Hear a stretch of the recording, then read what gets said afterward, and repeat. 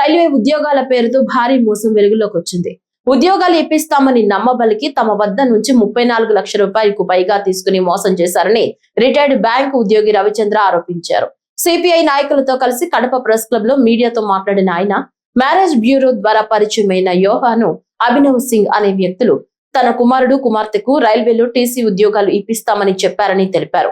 Management కోటాలో ఉద్యోగాలు ఉన్నాయని నమ్మించి మొదట 19 లక్షలు, తర్వాత విడతల వారీగా మొత్తం 34,50,000 రూపాయలు తీసుకున్నారని చెప్పారు.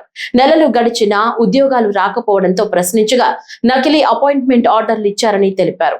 అంతేకాకుండా తమ బంధువుకు కూడా ఉద్యోగం వచ్చిందని నమ్మబలికారన్నారు.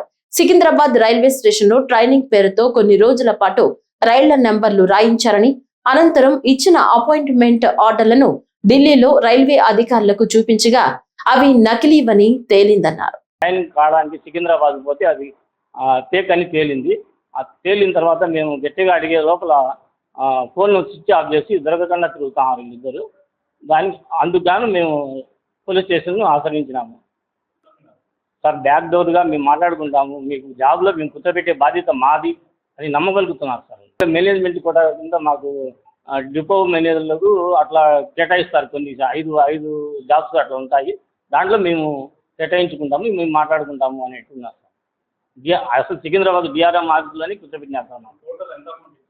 నేను 34,50,000 సార్. ఇది ఇద్దరికి సార్, ఇద్దరు అమౌంట్ నెఫ్ట్ ఫోన్పే సార్. అంత రికార్డ్ అంతా మామూలుగా తాలూకా పోలీస్ స్టేషన్లో సబ్మిట్ చేశాను సార్ అని చెప్పి ఆయన చెప్తే, యోహాన్ అనేటువంటి వాడు ఇప్పటికిప్పుడు 19 లక్షలు నాకు ఫోన్పే ద్వారా నెఫ్ట్ ద్వారా అమౌంట్ ట్రాన్స్ఫర్ చేస్తే నేను పైన మాట్లాడతాను, బ్యాక్ డోర్లో ఉద్యోగం వస్తుంది అనేటువంటిది. ఆర్ఆర్బీలో ఉద్యోగం అంటే రైల్వే రిక్రూట్మెంట్ ద్వారా ఎగ్జామ్ ఉంటుంది, ఇంటర్వ్యూలు ఉంటాయి, ఒక ప్రొసీజర్ ఉంటుంది కదా అని చెప్పి వీళ్ళు అనుమానం వ్యక్తం చేస్తే, ఇవేమీ అవసరం లేకుండానే మాకు పలుకుబడి ఉంది, ఆ పలుకుబడి ద్వారా మీకు ఉద్యోగాలు ఇప్పించేటువంటి బాధ్యత మేము తీసుకుంటామని చెప్పి యోహాన్ అనేటువంటి వ్యక్తి కడప నగరంలో రమేష్ థియేటర్ ఆపోజిట్ సందులో నివాసం ఉంటున్నటువంటి ఫ్యామిలీ. వాళ్ళ అమ్మా నాయన ఎస్పీ ఆఫీసులో హోంగార్డులుగా పనిచేస్తున్నారు.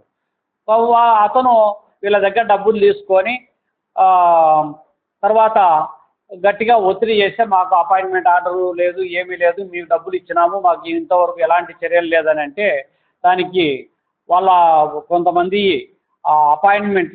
అపాయింట్మెంట్ లెటర్లు కూడా క్రియేట్ చేసి ఫేక్ అపాయింట్మెంట్ లెటర్లను తయారు చేసి ఈయనకు చూపించడము. పైగా వాళ్ళ అక్క కుమారి అనే ఆమె అలియాస్ వాణి అనే ఆమె పేరుతో కూడా ఒక అపాయింట్మెంట్ లెటర్, సొంతం మా అక్కకే నేను అపాయింట్మెంట్ లెటర్ కూడా ఇప్పించిన చూడు అనేటువంటిది, ఆమె కూడా నాకు అపాయింట్మెంట్ లెటర్ ఉంది అని చెప్పి ఆమె కూడా నమ్మబలికి, ఇదంతా జరిగిన తర్వాత అపాయింట్మెంట్ లెటర్లతో పాటు ఒక 3 మాసాల పాటు సికింద్రాబాద్ రైల్వే స్టేషన్లో ట్రైనింగ్ ఇప్పించడము, అక్కడ మాకు ట్రైనింగ్ సెంటర్ లాగా అంత పక్క స్కెచ్ లాగా ఆడ ట్రైనింగ్ ఇప్పించడం, తర్వాత ఢిల్లీలో రైల్వే హాస్పిటల్లో మెడికల్ టెస్టులు కూడా చేయించడము, మెడికల్ నువ్వు సెలెక్ట్ అయినావని చెప్పి చెప్పడము.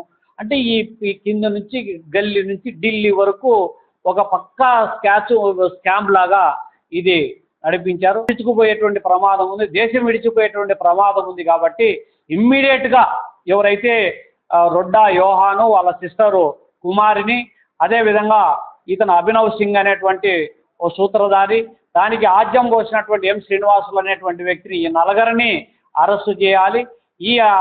వీళ్ళ మధ్య జరిగినటువంటి ట్రాన్సాక్షన్స్తో పాటు దీని వెనక నుండి నడిపిస్తున్నటువంటి అడ్వకేట్కు సంబంధించినటువంటి ట్రాన్సాక్షన్స్ కూడా ఆరా తీయాల్సినటువంటి అవసరం, బాధ్యత ఉందని చెప్పి భారత కమ్యూనిస్ట్ పార్టీ డిమాండ్ చేస్తా